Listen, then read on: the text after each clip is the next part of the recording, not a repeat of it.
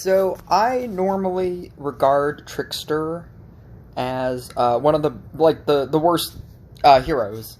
Um, like right next to like Jake Paul and Bestie, and for the cultists, like I never tell anybody to run Harbinger of the Abyss because it's always better to Harbinger of Evil because most people have the ability to get rid of negative effects. So Harbinger of the Abyss basically doesn't do anything, and Harbinger of Evil will just be, you can out-damage your opponent, and that's usually a better way of winning. I always tell people to never play Shaman and, Witch basically don't do anything because there's so many units that cleanse, and people run Mermaid.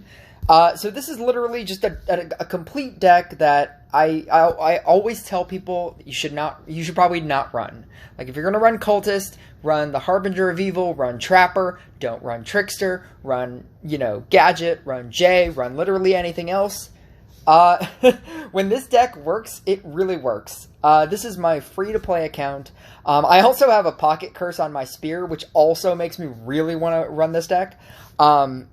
Because I also say in every video that whenever I say, oh, you should probably do these things, I also say you have to understand your meta. Because in the meta that I'm playing in with my, my regular account, I don't have the ability to run any of this because none of it would work. And it would just be a very bad deck. But in the meta that I'm playing in on my free-to-play account, my god, is this deck amazing. It's so good. This is a game that I was already going to win anyway, because it's just such a dumb, wacky, beginner person deck. But this is like the true power of this deck and all of its insane glory. It's why I was like, oh, this is why people like running this deck. This was such a fun match. It's so mean, and at any point I thought this dude was gonna quit, and he never quit. He was just like, nah, I'm gonna play it. It's fine. I'll run my all legendary Bruiser, Cultist, Banshee, Trapper, Dryad deck. This'll be fine. I will win because I have all legendaries. It'll be fine. And to be fair, I guess I have all legendaries except for this Portal Keeper. But yeah, always run a deck. A deck is always... An actual deck will always beat any deck that is not an actual deck. And his deck is not an actual deck. And the pure focus of shamaning down every single unit is just so crazy in this game. Especially because we get a bunch of tribunals. I played 3 games in a row where it was Tribunal as the first boss every single game. And that's really scary for me as a cultist player, especially since I have a low level cultist. It's like a level 9. And it's very scary because if I get all my cultists set up and then they all just disappear, it is really ridiculously difficult to reset up. And so you always want to at least Dryad your board with all these level 1s. But yeah, the amount of insanity that this became was just crazy by the end of this game. I was like, I have to post this. It's the deck, it's the epitome of the deck that I tell people to not use. But if you understand your own meta that you're currently in, sometimes my advice isn't great. Because maybe you're in a meta where most people don't run, all of the best units with Cleanse. Or maybe they're not running Portal Keepers. Or maybe they're not running level 5 Mermaids. Or Mermaids in general. And in the case of, my free-to-play account, I knew...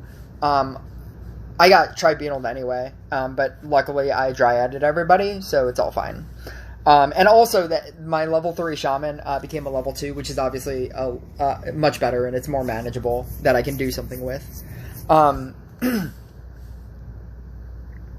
Trickster is so good in this deck too, because you just need so much mana to do stuff. Without having great Ritual, I get stuck a lot. But you can usually alleviate it with with shamans that you immediately want to sacrifice, and dryads that you immediately want to use. But you do have the ability to still get screwed over with like really high level shamans or really high level portal keepers, and that's really annoying.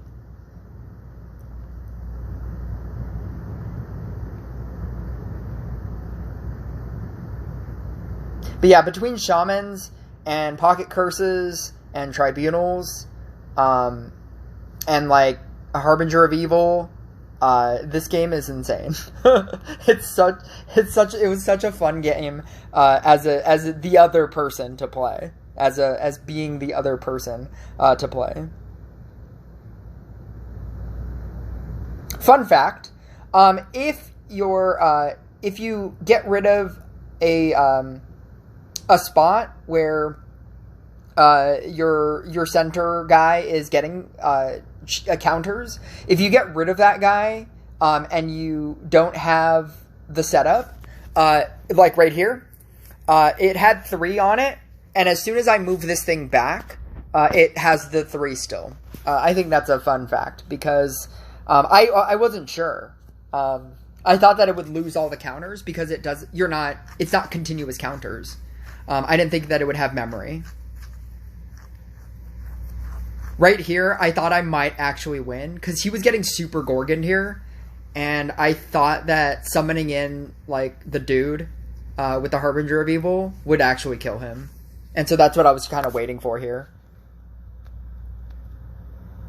Right there. And I honestly thought that this was going to kill him. He has, like, nothing on his board. And it does not. He's fine. But then his Banshee gets hit anyway, which is why you want it. The fact that, like, with Harbinger of Evil, as soon as you get the 4 Guardians transform, you get the soul every 20 seconds, and that's insanity. So not only are you getting souls through sacrificing, but you're also getting souls just every 20 seconds just because. And then you mix that with Shaman. Like, I thought he was going to die right here, and he still doesn't die. You mix that with Shaman and Pocket Curse. Just absolute destruction.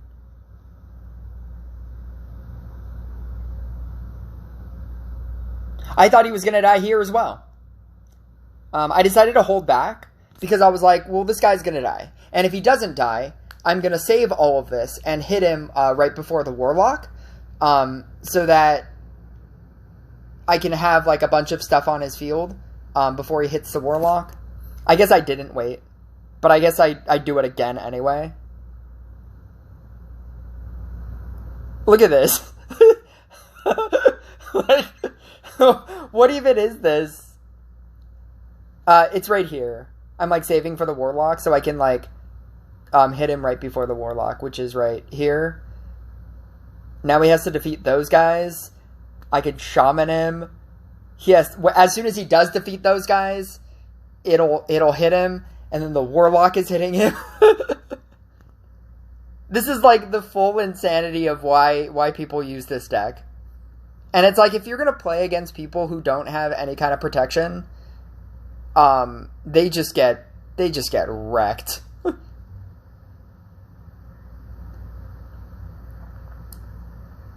Even if he does kill this, 2 things get leveled down.